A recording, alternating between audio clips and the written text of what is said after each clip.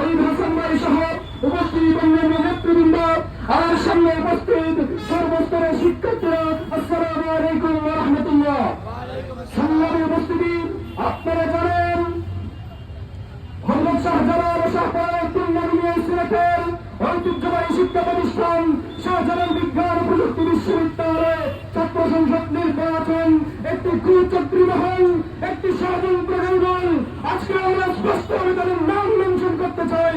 ছাত্রদল এবং বঙ্গ সংগঠন বিএনপি সরাসরি ইন্ধন দিয়ে এই ছাত্র সংসদ নির্বাচনকে বানচাল করেছে।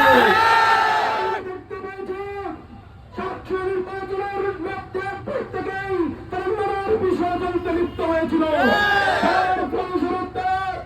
এদেশের মহামান্য হাইকোর্টের মাধ্যমে হাইকোর্টকে অবদ্ধভাবে করে তারা সাধারণ শিক্ষার্থীদের বিরুদ্ধে গিয়ে সাধারণ শিক্ষার্থীদের অধিকার হরণ করে এই ছাত্র সংসদ নির্বাচনকে বানচাল করেছে।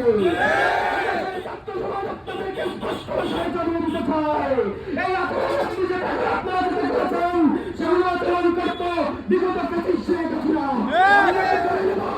আপনারা শেখ হাসিনার পথ ধরে হাঁটছেন।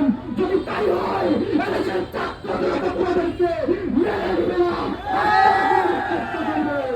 সংগ্রামী উপস্থিতি, আমরা 5ই আগস্টের বিপ্লবের পর থেকে আশঙ্কা করেছিলাম, আশাবাদী ছিলাম শুধুমাত্র দেশের পাবলিক বিশ্ববিদ্যালয়ের ছাত্র নির্বাচন নয়, এদেশের প্রতিটি কলেজ পরিস্থিতি এমনকি মাদ্রাসা তাদের শিক্ষার্থীরা তাদের মৌলিক অধিকার আদায়ের আন্দোলনে ছাত্র সংসদ নির্বাচন বাস্তবায়ন করবে।